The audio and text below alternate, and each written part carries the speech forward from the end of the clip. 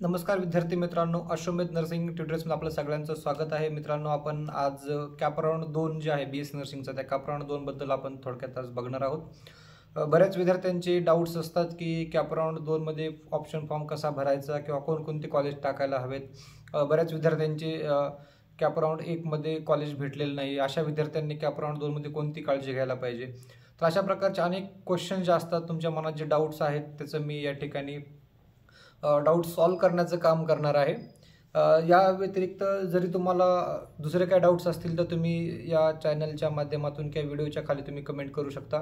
त्याच्यावरती तुमचं त्या ठिकाणी रिप्लाय देऊन तुमचं समाधान केलं जाईल. तर आपण बघूयात की कॅप राउंड 2ची जी प्रोसेस आहे ती 19 तारखेपासून स्टार्ट होते. ठीक आहे, 1-2-3 दिवसामध्ये आपल्याला कॅप राउंड 2चे जे काही ऑप्शन फॉर्म्स आहेत किंवा प्रेफरन्सेस आहेत ते टाकायचे आहेत. त्यानंतर मग जी नेक्स्ट कॅप राउंड 2 नंतर 22 तारखेला त्या ठिकाणी कॅप राउंड 2चा रिझल्ट लागेल. मग त्यानंतर आपल्याला जे कॅप राउंड 2 मध्ये जे कॉलेज भेटलेलं आहे ते कॉलेज त्या ठिकाणी जाऊन जॉईन करायचं आहे. किंवा ज्या विद्यार्थ्यांना भेटणार नाही त्यांनी कॅप राउंड 3 साठी पुन्हा एकदा फॉर्म भरायचा आहे. ठीक आहे, तर आपण बघूयात बेटरमेंट प्रोसेस काय असते. बऱ्याच विद्यार्थ्यांचा कॅप राउंड 1 मध्ये नंबर लागलेला नाही, चॉईस नॉट अवेलेबल त्या ठिकाणी आलेलं असतं. तर अशा विद्यार्थ्यांसाठी बेटरमेंट प्रोसेस काय असते किंवा बेटरमेंट प्रोसेस करताना कोणत्या गोष्टी ध्यानात ठेवणं गरजेचं आहे, किंवा ज्या विद्यार्थ्यांचा कॅप राउंड 2 मध्ये नंबर लागेल एखाद्या पर्टिक्युलर कॉलेजला, तर अशा विद्यार्थ्यांनी कोणत्या गोष्टी त्यांनी देखील ध्यानात ठेवणं गरजेचं आहे, याच्याबद्दल सविस्तर या ठिकाणी आपण डिस्कशन करणार आहोत किंवा या ठिकाणी सविस्तर माहिती घेणार आहोत.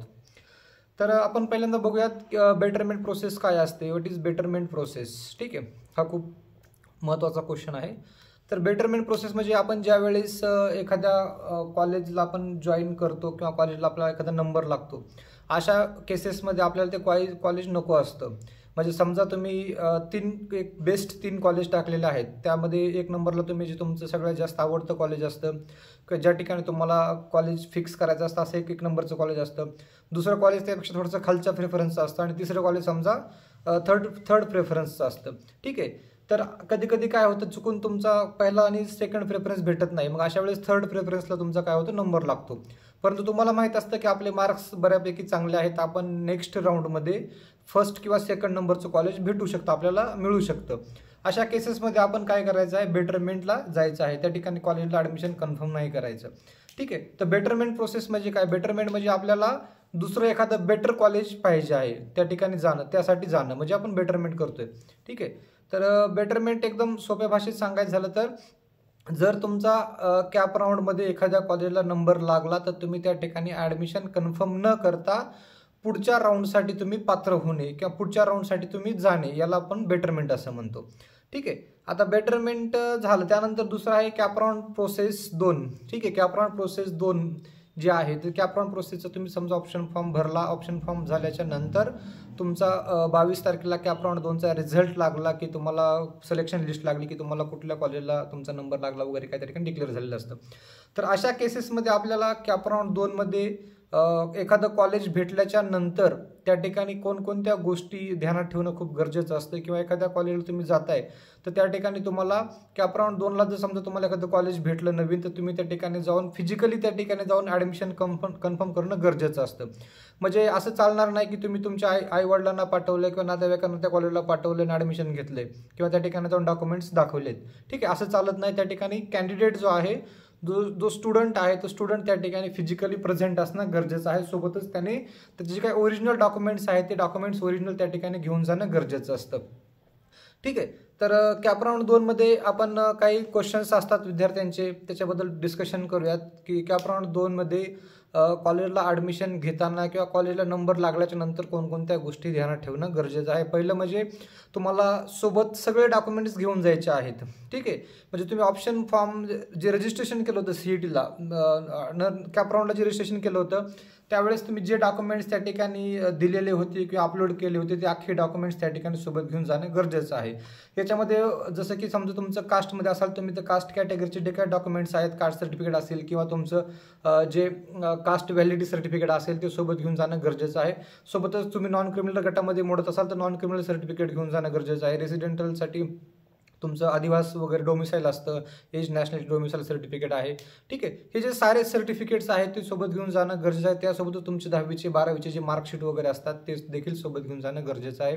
सोबतच CETचा फॉर्म भरलेला जो ऑप्शन फॉर्म वगैरे असतो तुमचा, CETचा फॉर्म भरलेला नर्सिंग CETचा, तो देखील काही कॉलेजवाले त्या ठिकाणी मागतात. तर जे काही डॉक्युमेंट्स आहेत जसं की मेडिकल फिटनेस वगैरे आहे, बरेच काय काय डॉक्युमेंट्स असतात जे तुम्हाला माझ्या पहिल्या व्हिडिओमध्ये मी टाकलेले आहे, ते डॉक्युमेंट तुम्ही बघू शकता. सगळे डॉक्युमेंट त्या ठिकाणी घेऊन जायचं आहे. ते डॉक्युमेंट्सच्या हार्ड कॉपीज किंवा ओरिजिनल डॉक्युमेंट्स तुम्ही त्या ठिकाणी सोबत घेऊन जायचं आहे. ते घेतल्याच्या नंतर तुम्ही त्या ठिकाणी तुमची स्क्रुटिनी होते, म्हणजे तुमचे डॉक्युमेंट्स असतात ते सगळं चेक केले जातात, ठीक आहे. की त्यामध्ये ओरिजिनल डॉक्युमेंट्स आहेत का, तुमचे साईन वगैरे जे असतात ओरिजिनल डॉक्युमेंटवरच्या त्या व्हेरीफाय केल्या जातात की हे डुप्लिकेट तर नाही आहे किंवा कलर कॉपी तर नाहीत, हे देखील त्या ठिकाणी बघितलं जातं. त्यानंतर मग ते झाल्याच्या नंतर तुमचे डॉक्युमेंट्स तुमच्या कास्टनुसार तुमच्या रिक्वायरमेंटनुसार ते डॉक्युमेंट्स चेक केले जातात. त्यानंतर तुम्ही जर पात्र झाला तुमचे नाव वगैरे बघितलं जातं, नावामध्ये कुठे मिस्टेक आहे का, ठीक आहे. जर डॉक्युमेंट्सवरती नावामध्ये वगैरे मिस्टेक्स असतील तर तुम्हाला ते बॉन्ड वगैरे घेणं किंवा जर पॉसिबल असेल तर तुम्ही ते नवीन डॉक्युमेंट्स त्या ठिकाणी दुसरं नावात चेंज करून काढू शकता. जसं की इन्कम सर्टिफिकेट वगैरे आहे ते तुम्हाला त्या ठिकाणी काढता येतं, ठीक आहे. तर ते सगळं बघितलं जातं. त्यानंतर नेक्स्ट प्रोसेस असते, तुम्हाला त्या ठिकाणी ॲडमिशन कन्फर्म करायचं आहे की नाही त्या ठिकाणी तुम्हाला विचारलं जातं, ठीक आहे. कॅपराऊंड 2चं आपण याबद्दल सध्या डिस्कशन करतोय. तर ॲडमिशन कन्फर्म करायचं का नाही हे कसं ठरवायचं, ठीक आहे. बऱ्याच विद्यार्थ्यांना प्रश्न असतो की कन्फ्युजन असतं मनामध्ये की सर हेच कॉलेज घ्यावं का दुसऱ्या कॉलेजला जावं, ठीक आहे. कधी कधी काय असतं, एखादं कॉलेज चांगलं असतं परंतु घरापासून खूप लांब असतं, किंवा कधी कधी एखादं कॉलेज जे तुम्हाला भेटलेलं कॉलेज आहे ते कॉलेज कसं असतं, घराजवळ असतं परंतु थोडंसं खराब असतं, ठीक आहे. तर अशा वेळेस बऱ्याच वेळेस विद्यार्थी कन्फ्युजनमध्ये पडतात, कारण तुम्ही त्या ठिकाणी 4 वर्ष शिकणार असतात किंवा तुमचं जे फ्युचर आहे ते त्या ठिकाणी त्याच्यावरती डिपेंड असतं, त्या कॉलेजवरती तुमचं डिपेंड असतं. तुमची जी प्रोफेशनल लाईफ आहे ती कशी ग्रो होणार आहे त्या ठिकाणी ते डिपेंड असतं. त्यामुळे हे खूप ध्यानात ठेवणं गरजेचं आहे. तर यामध्ये आपण सगळ्यात पहिल्यांदा बघूयात की एखादा कॉलेज तुम्हाला भेटलेलं आहे तर ते कॉलेज तुम्ही फायनल म्हणजे रिटेन्शन करण्यासाठी किंवा तुम्हाला त्या ठिकाणी परमनंट ॲडमिशन घेण्यासाठी कोणकोणत्या गोष्टी त्या कॉलेजच्या बघणं गरजेचं आहे. जसं की फीस बघणं गरजेचं आहे, त्या कॉलेजची किती फीस आहे, ठीक आहे. तर तुम्ही फीस चेक करण्यासाठी कॉलेजचे जे हे आहे फीस रेग्युलेशन अथॉरिटीची जी आहे ती वेबसाईटला जायचं आणि त्या ठिकाणी कॉलेजचं नाव सर्च करून त्या ठिकाणी तुमचं जे काही युनिव्हर्सिटी वगैरे त्याच्या अंडर कॉलेजचं नाव सर्च करून तुम्ही त्या ठिकाणी बघायचं आहे की त्या कॉलेजची किती फीस आहे. साधारणतः BSc नर्सिंग कॉलेजला एक 60 ते 1,10,000पर्यंत साधारणतः ट्युशन फीस त्या ठिकाणी आहे. जर तुम्ही कॅटेगरीमध्ये असाल, समजा तुम्ही राऊंड थ्रू तुमचा नंबर लागला, तुमच्यापाशी कॅटेगरीचे ऑल डॉक्युमेंट्स रेडी आहेत आणि ओरिजिनल ओके आहे, अशा केसेसमध्ये तुम्ही जर समजा SC ST मध्ये असाल, ठीक आहे, SC किंवा ST मध्ये असाल तर तुम्हाला त्या ठिकाणी कुठल्याही प्रकारची फीस भरायची गरज नाही. जे काय कॉलेजचे छोटे मोठे चार्जेस असतात जसं की युनिफॉर्म चार्जेस असेल किंवा स्पोर्ट्स चार्जेस, लायब्ररी चार्जेस किंवा क्लिनिकल पोस्टिंगचे ॲडव्हान्स डिपॉझिट वगैरे काय असतं, तर हे छोटे मोठे जे चार्जेस आहेत ते सोडता तुम्हाला ट्युशन फीस आणि डेव्हलपमेंट फीस भरायची गरज लागत नाही, जे कॅन्डिडेट SC ST मध्ये आहेत अशांसाठी, ठीक आहे. तर तुम्ही त्या वेबसाईटला जाऊन त्या ठिकाणी क्लिअर करायचं आहे, बघायचं आहे आणि कॉलेजची फीस वगैरे काय आहे.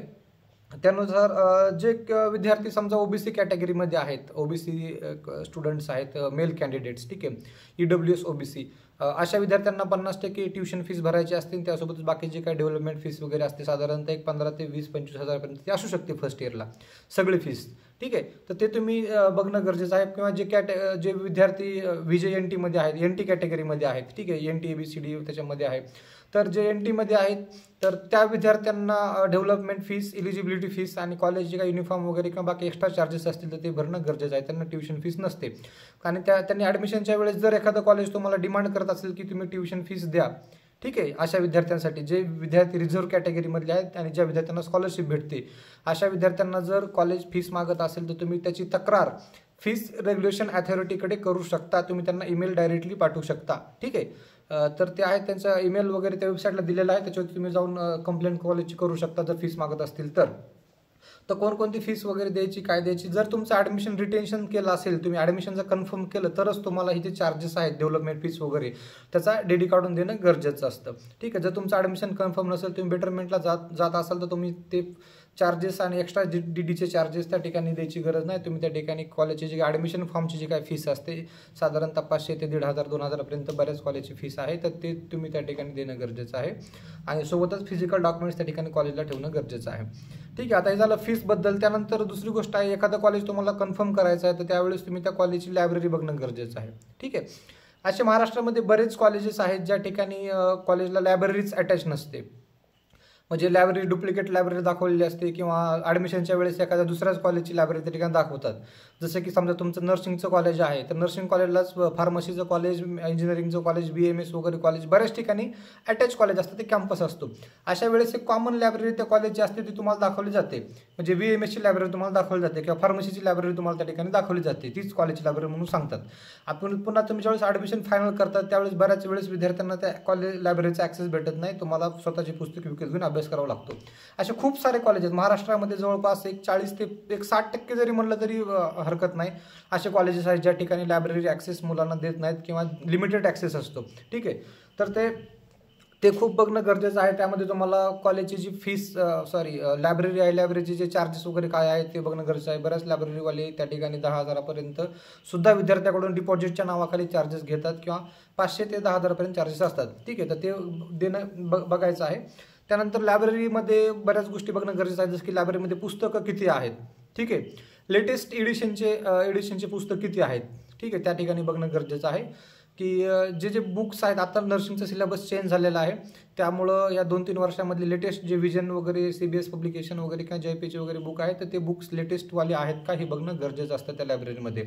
बऱ्याच वेळेस नुसती पुस्तकाची संख्या लायब्ररीमध्ये दाखवलेली असते, इन्स्पेक्शन पुरते ते पुस्तक आणून ठेवलेले असतात. ठीक आहे, परंतु ते बघणं गरजेचं आहे की लेटेस्ट पुस्तकं आहेत का. ठीक आहे, अलग अलग प्रकाशनाची. ठीक आहे, तर ते रिक्वायरमेंटनुसार ते पुस्तकं आपण बघायचे आहेत आणि ते जे पुस्तकं आहेत ते तुमच्याच सिलेबसचे आहेत का हे देखील बघणं खूप गरजेचं आहे. बऱ्याच वेळेस दुसऱ्याच कॉलेजचे, फार्मसी, लायब्ररीचे किंवा BMSचे वगैरे बुक त्या ठिकाणी ठेवलेले असतात, ते देखील बघणं गरजेचं आहे. नर्सिंगचेच बुक तुम्ही त्या ठिकाणी बघा आणि बुक कशा आहेत, किती आहेत, बुकची क्वांटिटी किती आहे ते पण बघणं गरजेचं आहे. एका पब्लिकेशनचे किती बुक त्या ठिकाणी आहेत एका पर्टिक्युलर सेमिस्टरसाठी ते देखील त्या ठिकाणी बघायचं आहे. आणि ते बुक आहे ते ॲक्सेस बुकचं तुम्हाला आहे का, ते लायब्ररीला तुम्ही विचारा की हे बुक आम्हाला वापरायला जमतात का. तुम्ही एखादं पुस्तक किती दिवस तुमच्यापाशी ठेवू शकतो. साधारणतः एक आठवडाभर त्या ठिकाणी एक नॉर्मल लायब्ररीचा जो कार्यकाल असतो त्या आठवडाभर आपण स्वतःपाशी एखादं पुस्तक ठेवू शकतो वाचण्यासाठी. आणि साधारणतः UGसाठी 2 पुस्तकं तुम्ही घेऊ शकता अभ्यासासाठी लायब्ररीमधून. तर अशा प्रकारे कॉमन रूल मोस्ट ऑफ कॉलेजमध्ये, स्टँडर्ड कॉलेजमध्ये असतो, तर तो त्या ठिकाणी आहे का ते देखील बघणं गरजेचं आहे. त्यानंतर बुक झाल्याच्या नंतर कॉलेजचं सेटअप बघणं गरजेचं आहे की कॉलेजची लायब्ररी, बाकी लॅब कशा आहेत, जसं की फंडामेंटलची लॅब आहे, FN लॅब आहे, तुमची बाकी पिडियाट्रिकची लॅब कशी आहे, ऑब्स्टेटिकल गायनेकॉलॉजीची लॅब कशी आहे. ठीक आहे, कॉम्प्युटर लॅब कशी आहे. तर या सगळ्या ज्या लॅब्स असतात तर त्या लॅब त्या ठिकाणी बघणं गरजेचं आहे. लॅबमध्ये कोणकोणते इन्स्ट्रुमेंट्स आहेत, लॅबमध्ये किती त्या ठिकाणी प्रॅक्टिससाठी तुम्हाला त्या ठिकाणी बेड अवेलेबल आहेत किंवा ते किती त्या ठिकाणी डमी वगैरे असतात, आपण त्याला मॅनिकिन म्हणतो, तर किती आहेत ते देखील बघणं आहे. त्यानंतर इन्स्ट्रुमेंट्स वगैरे लॅबमध्ये आहेत का ते बघणं गरजेचं आहे. त्यानंतर तुमची न्यूट्रिशनची वगैरे लॅब असते, ते एक सुसज्ज लॅब त्या ठिकाणी आहे का, लॅब आहेत का ते बघणं गरजेचं आहे. त्यानंतर नेक्स्ट आहे टीचिंग स्टाफ. त्या कॉलेजमध्ये किती स्टाफ आहे. बरेच कॉलेज आहेत, साधारणतः एक 30 ते 40%च्या आसपास असे कॉलेज आहेत महाराष्ट्रामध्ये, नर्सिंगचे कॉलेज विशेषतः, ज्या ठिकाणी समजा रिक्वायरमेंट एक 25-30 स्टाफची असते, परंतु त्या ठिकाणी साधारणतः 5 ते एक 10 स्टाफ त्या ठिकाणी काय करतात, अख्खं कॉलेज सांभाळतात. ठीक आहे, किंवा असे पण कॉलेज आहेत ज्या ठिकाणी फक्त 3 ते 4 टीचरच अख्खं कॉलेज त्या ठिकाणी सांभाळतात. म्हणजे रिक्वायरमेंट 25-30ची जरी असेल तरी देखील 4 ते 5 लोकांवरती अख्खं कॉलेज सांभाळलं जातं, बाकी डॉक्युमेंटरी त्या ठिकाणी लावलं जातं. तर या सगळ्या गोष्टी तुम्ही त्या ठिकाणी बघणं गरजेचं आहे. तुम्ही त्या कॉलेजमध्ये विचारणं गरजेचं आहे की तुमच्याकडे स्टाफ किती आहे, क्वालिफाईड स्टाफ किती आहे. म्हणजे BSc नर्सिंगचं जर कॉलेज असेल तर त्या ठिकाणी तुमच्याकडं साधारणतः MSc ग्रॅज्युएट झालेले जे असतात, CI किंवा लेक्चरर वगैरे ते असणं गरजेचं असतं. परंतु असे बरेच कॉलेज आहेत ज्या ठिकाणी BSc नर्सिंगला देखील 4th इयर पास आउट झाले इंटर्नशिपचे स्टुडंट त्या ठिकाणी शिकवतात. ठीक आहे, तर असे बरेच कॉलेज आहेत जे तुम्हाला खेड्यापाड्यामध्ये बघायला भेटतील, तर तुम्ही ते बघणं गरजेचं आहे. तुम्ही त्या टीचरचं नाव गाव त्यांचं क्वालिफिकेशन बघणं गरजेचं आहे. तुम्ही समजा एखादा टीचर भेटला, तुम्ही त्यांचं नाव विचारा एक रँडमली की सर तुमचं नाव काय आहे. तुम्ही त्या कॉलेज वेबसाईटला जाऊन चेक करा की त्या कॉलेजनं एनरोलमेंट केलेली आहे का त्या टीचरची. ठीक आहे, हे बघा, कारण डम्मी टीचर असतात बऱ्याच ठिकाणी, ॲडमिशन दाखवण्यापुरतं आलेले असतात, ॲडमिशनसाठी फक्त आलेले असतात. तर ते सगळं प्रॉपरली चेक करा, ते खूप महत्त्वाचं असतं. कारण बऱ्याच कॉलेजमध्ये जर टीचर शिकवायला नसतील तर विद्यार्थ्यांचं त्या ठिकाणी काही व्यवस्थित त्यांना भेटत नाही, त्यांना जी प्रॅक्टिस आहे ती देखील व्यवस्थित होत नाही. तर क्वालिफाईड टीचर असणं गरजेचं आहे BSc नर्सिंग कॉलेजसाठी. विशेषतः GNM ANMचं चालतं, डिग्रीवाले टीचर शिकू शकतात, परंतु PGचे टीचर, MSc पासआउट झालेले टीचर त्या ठिकाणी असणं गरजेचं आहे, ग्रॅज्युएशन पोस्ट ग्रॅज्युएट झालेले. तर ते बघा किती टीचर्स आहेत बघा. त्यानंतर हॉस्पिटल, अटॅच हॉस्पिटल आहे का बघा. बऱ्याच वेळेस काय होतं की गावाकडले आजकाल या लेटेस्ट या 2-3 वर्षामध्ये खूप सारे असे कॉलेजेस आहेत ज्या ठिकाणी अटॅच हॉस्पिटलच नाही आहे. एक फेक हॉस्पिटल दाखवलेलं असतं इन्स्पेक्शन पुरतं. तर ते तुम्ही बघणं गरजेचं आहे की ते कॉलेज किती बेडचं आहे. ठीक आहे, ते जे हॉस्पिटल आहे ते किती बेडचं आहे, मोर दॅन 100 बेडचं आहे का. ठीक आहे, त्यामध्ये कोणकोणते डिपार्टमेंट आहेत ते देखील बघणं गरजेचं आहे.